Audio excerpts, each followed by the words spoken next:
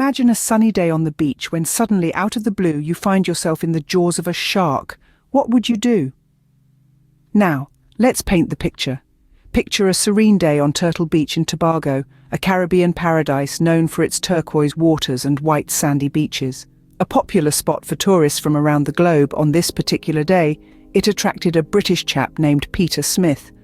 Peter, an adventurous soul, was soaking up the sun, perhaps building a sandcastle, or maybe just enjoying the soothing rhythm of the waves. But, as fate would have it, he was about to find himself in a situation nobody would ever wish to be in. His average day at the beach was about to turn into a heart-pounding encounter with one of the ocean's most fearsome predators.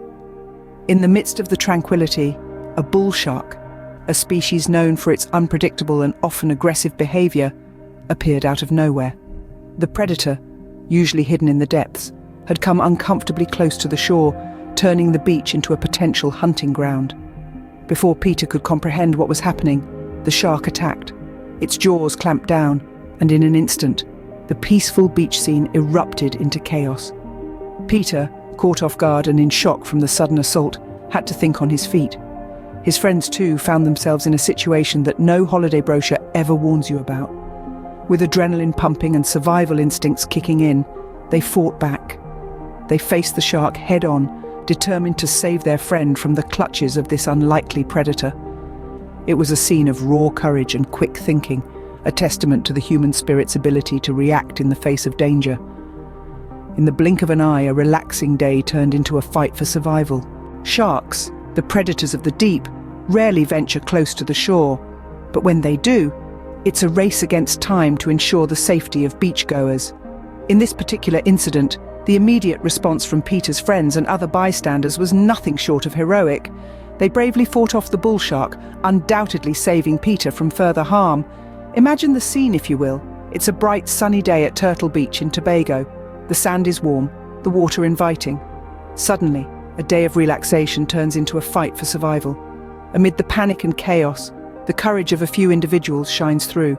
Friends and bystanders, ordinary people, thrust into an extraordinary situation, thrusting themselves into danger to pull Peter from the jaws of the predator. Medical assistance arrived swiftly, providing crucial first aid on the beach.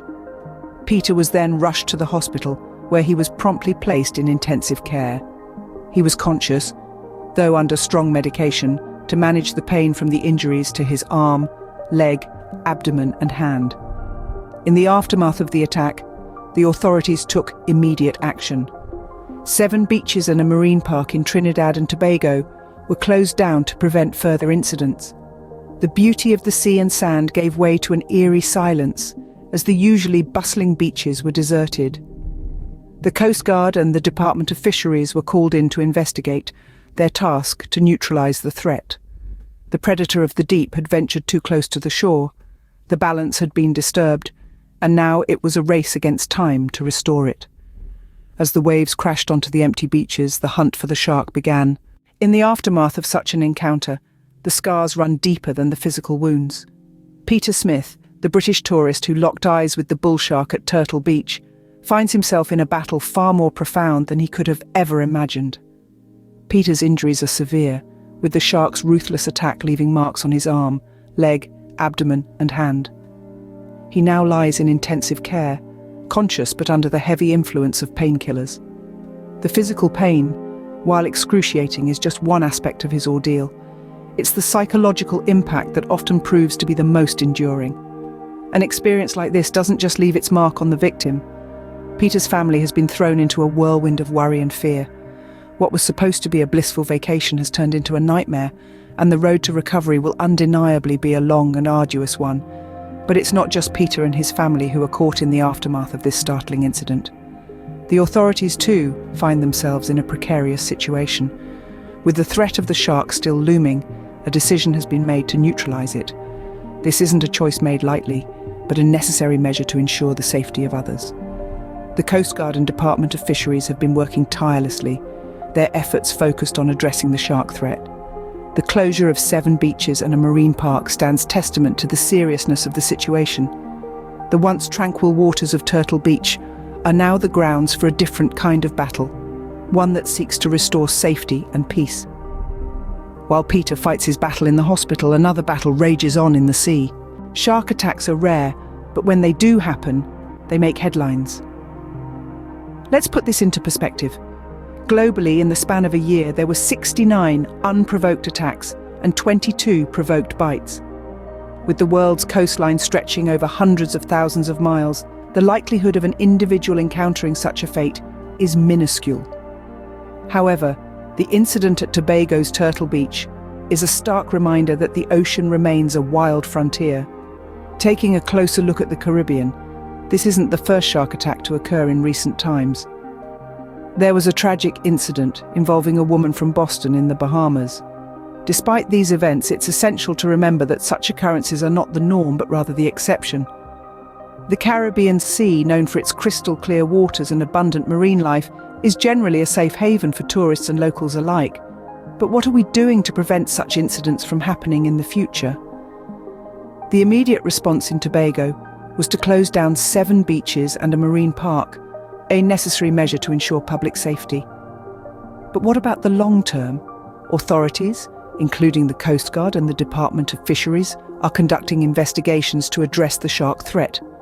This can involve tracking and monitoring shark populations, educating the public about avoiding shark-infested waters, and possibly implementing shark nets or drumlines.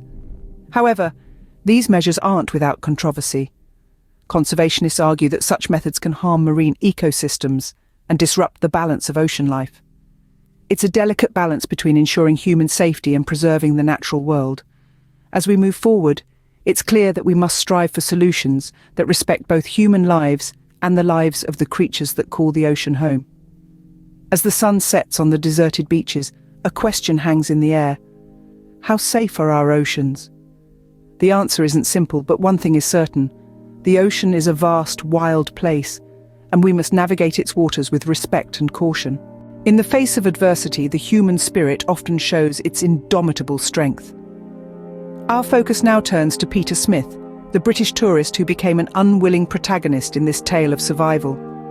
Peter is currently in intensive care, fighting a battle of a different kind. His injuries are severe, spanning from his arm and leg to his abdomen and hand. Despite the pain and the trauma, Peter remains conscious, his spirit unbroken, a testament to human resilience in the face of extraordinary circumstances. As he is under strong medication, his path to recovery will be a long one, paved with physical therapy sessions, emotional healing, and a lot of support from his loved ones. But as those who know him have mentioned, if anyone can face this adversity with courage and grace, it's Peter. While Peter battles his personal war, life in Tobago is slowly returning to its usual rhythm. The 7 beaches and the marine park that were closed following the attack have now been reopened.